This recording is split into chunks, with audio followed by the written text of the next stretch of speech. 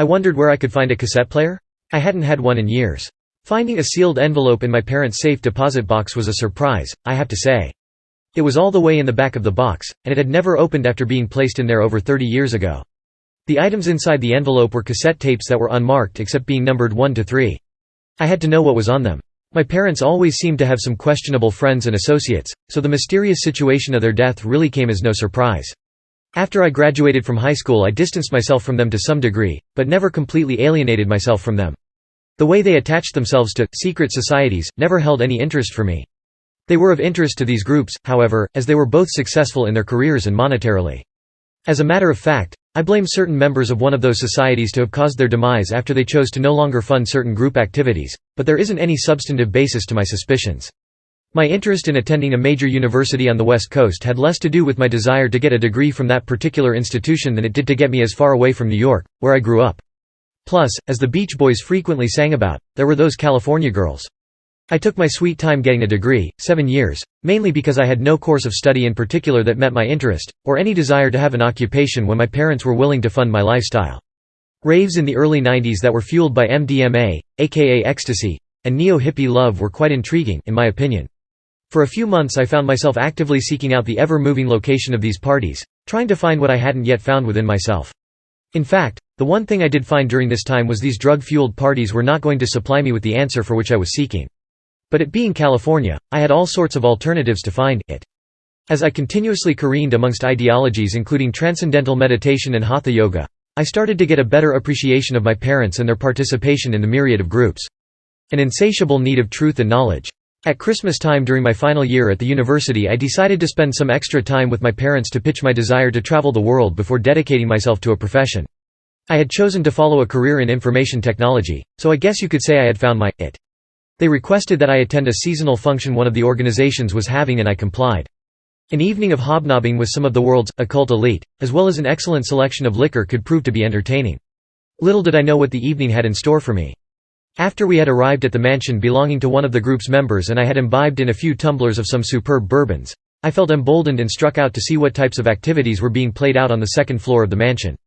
The goings-on in the first couple of rooms were innocuous enough, consisting primarily of sleight-of-hand illusionists as well as fortune-tellers and tarot card readers dressed as gypsies. Evidently these elite enjoyed carnival-style magic as much as commoners. The next room proved to be more illuminating. People were taking their places at a round table that was obviously set up for a séance, so I inquired if there was room for one more. I was informed that indeed one more participant was needed, so I was welcome to join. I found my spot at the table between an elderly woman and a man who appeared to be in his mid-30s just as the medium took her place at the head of the table and the overhead lights dimmed. "I sense there are 7 of you who have attended a séance before, and 5 who have not," the medium began. "Please, those of you who have attended before, raise your hand." As she had predicted, 7 people raised their hands. "Good, I see that our group is in tune." She continued with a sly smile, "My name is Emma Scott, but you may call me Cora." Several in the group chuckled in a knowing fashion. Cora proceeded in the typical séance style by asking members of the group if there was a deceased person that they wished to speak with, and then by falling into a trance, she was able to summon this entity and allow them to speak through her. I found her to be most engaging, and those that participated seemed convinced by her answers she had for them. Suddenly a look of fear fell across Cora's face. "One among you was subject to a possession," she exclaimed in a shaky voice. "I'm afraid we will need to end this now as we can't allow the demonic figure to come through the veil." Many quietly mumbled their dismay of the abrupt ending, but in a hushed manner exited the room as they glanced at the others trying to determine who the defiled person was. Cora rose with the look of exhaustion and apprehension and disappeared behind curtains from which she had originally appeared on the far end of the room, across from the main doors.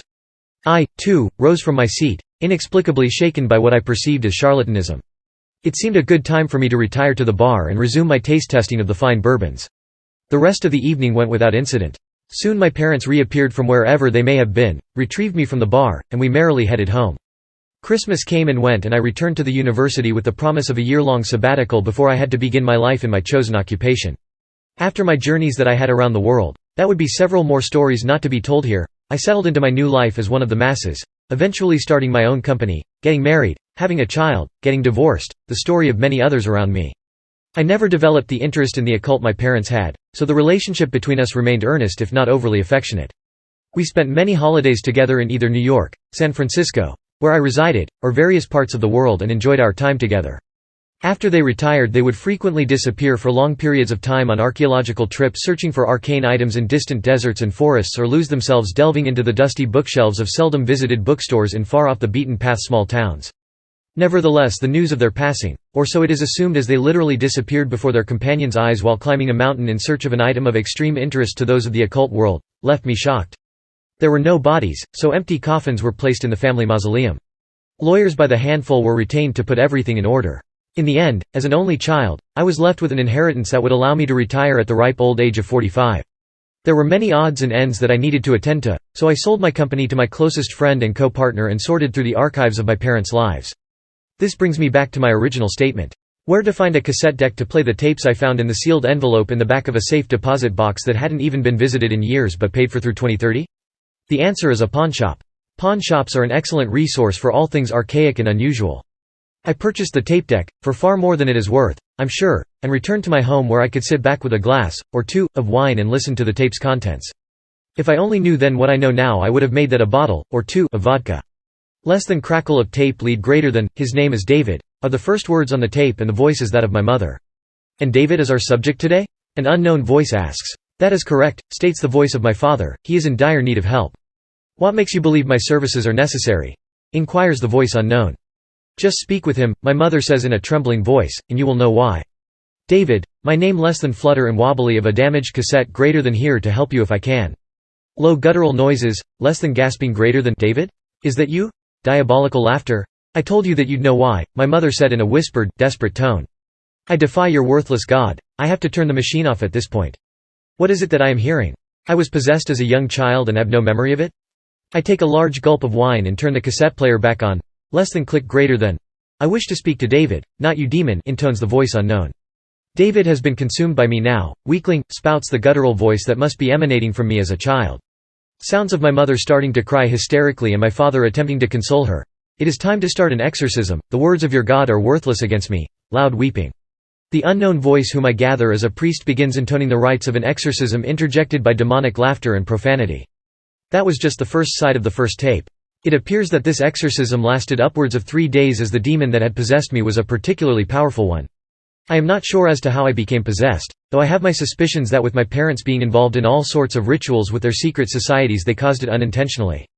The past few days after listening to the tapes have been particularly difficult. I remember now why occult and paranormal things never interested me. I'm not sure if it's the large amounts of alcohol, barbiturates, and marijuana that I am consuming that are making me paranoid, or if I'm really hearing voices telling me they want to again possess my body. I guess the drugs are a form of demon too. Regardless, I need help. They are so loud. I can't hold out much longer. Please, help.